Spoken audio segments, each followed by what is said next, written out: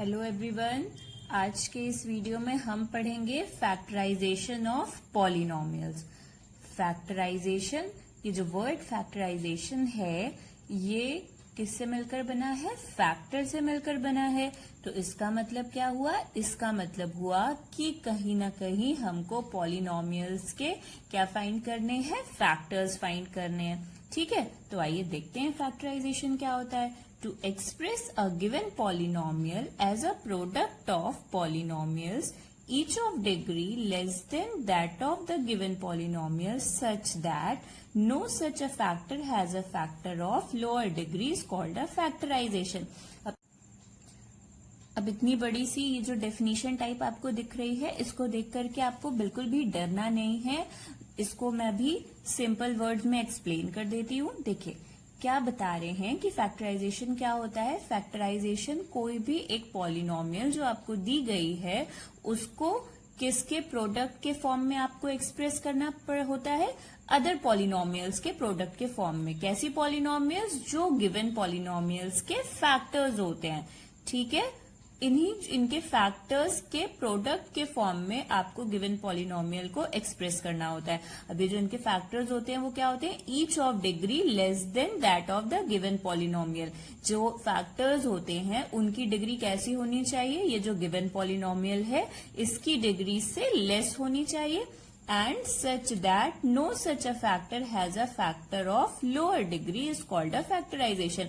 अब बता रहे हैं कि इसके बाद जो आपने इसके फैक्टर्स निकालते हैं आप इस पॉलिनोमियल के, तो हम ऐसे फैक्टर्स निकालते हैं कि उनके बाद में फिर कोई और उनसे कम डिग्री का कोई फैक्टर ना बचे।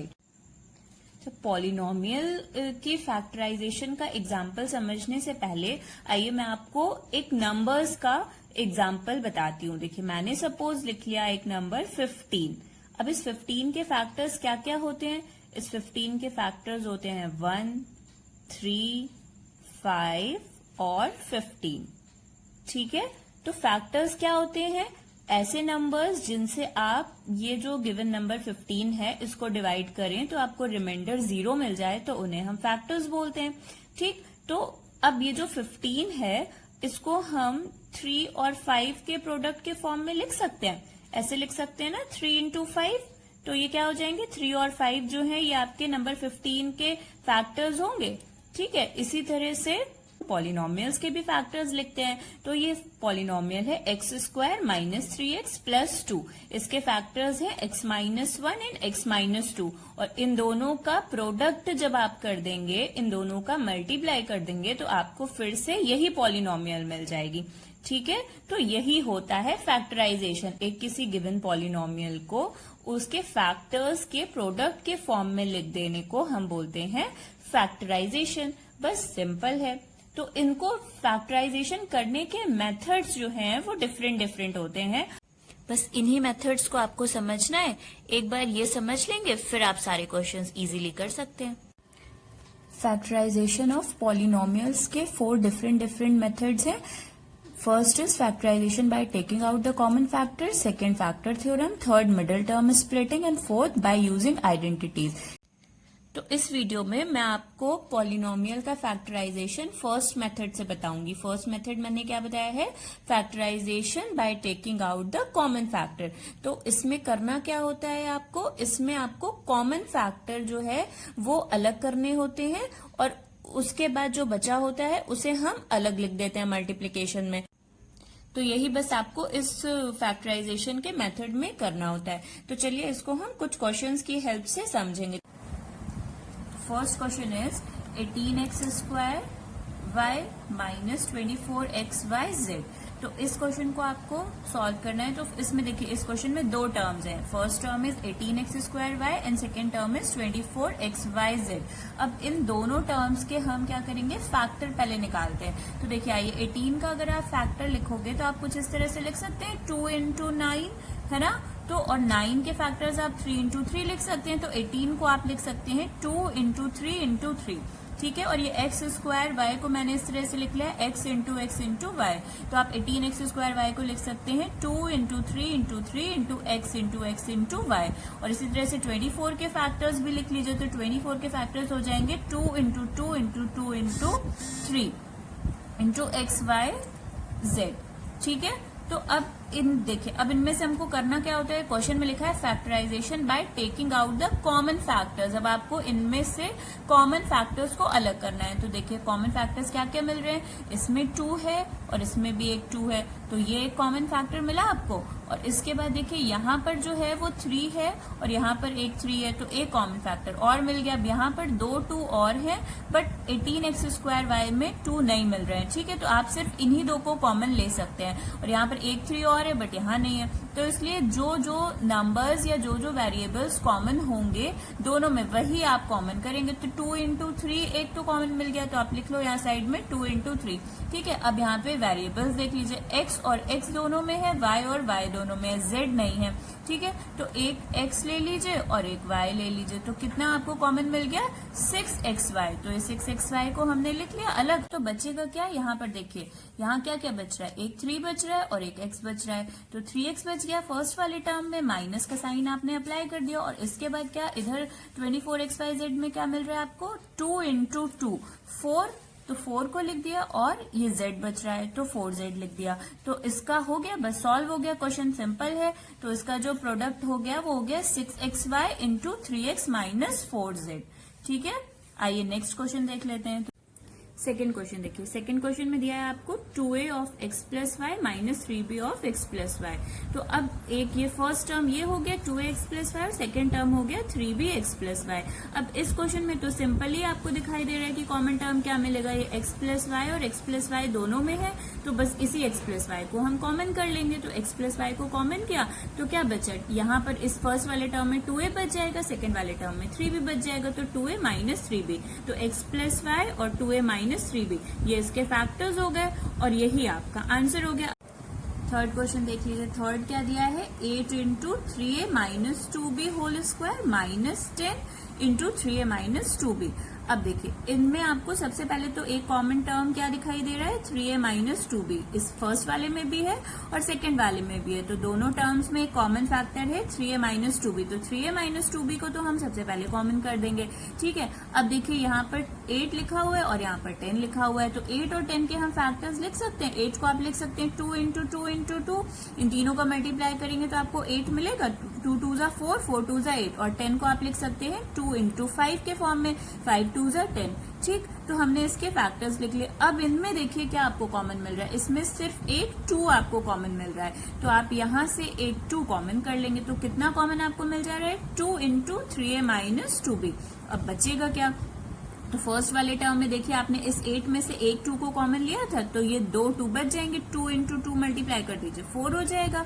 और फिर ये क्या हो जाएगा 3a माइनस 2b, यहाँ स्क्वायर लगा हुआ है ना, तो एक 3a माइनस 2b जो है वो आपने कॉमन किया है और अभी 1 जो है वो रिमेनिंग है, तो इसको हम यहाँ पर लिख लेंगे, ठीक। और यहाँ से 10 से देखिए 10 में क्या बच रहा है, 10 में 2 आप कॉमन कर चुके हैं तो 5 बच रहा है, तो 5 को आपने यहाँ पर लिख लिया। और ये 3a माइनस 2b तो यहाँ एक ही था, तो वो आपने कॉमन कर लिया, तो इसकी प्लेस पर 1 बचेगा, तो 2 इंटू 3a माइनस 2b। अब आप इसको सॉल्व कर लीजिए, 4 का 3a में मल्टीप्लाई करेंगे तो 12a हो जाएगा, माइनस 4 इंटू 2b 8b।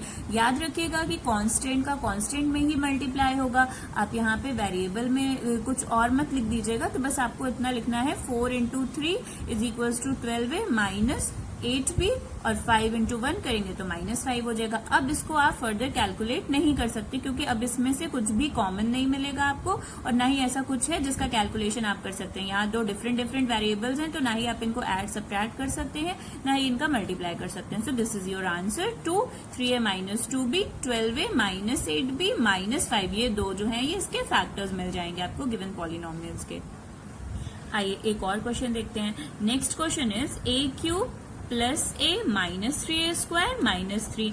अब इस क्वेश्चन में आप इजीली जो है वो कुछ भी कॉमन नहीं कर सकते। अच्छा, अगर आप इसमें कॉमन करना चाहें तो देखिए ये क्या है, ये जो 3 टर्म्स हैं, फर्स्ट सेकंड और थर्ड, ये जो 3 टर्म्स हैं, इन तीनों टर्म्स में से आप एक ए कॉमन कर सकते हैं, बट ये तो 3 तो अलग ही रह जाएगा, तो इसमें से तो आपको कुछ कॉमन मिलेगा नहीं। तो इसमें हमको ग्रुपिंग करनी होती है। इस तरह के क्वेश्चंस में आपको ऐसे ग्रुप्स बनाने होते हैं जहां पर आपको कुछ ना कुछ कॉमन मिल जाए। तो देखिए मैंने फर्स्ट 2 टर्म का ग्रुप बना दिया और लास्ट 2 टर्म का ग्रुप बना दिया। तो फर्स्ट ग्रुप में मैंने a³ प्लस a को लिख दिया है और यहां से मैंने माइनस को कॉमन कर दिया, और सेकंड वाले टर्म में मैंने 3a² प्लस 3 कर दिया।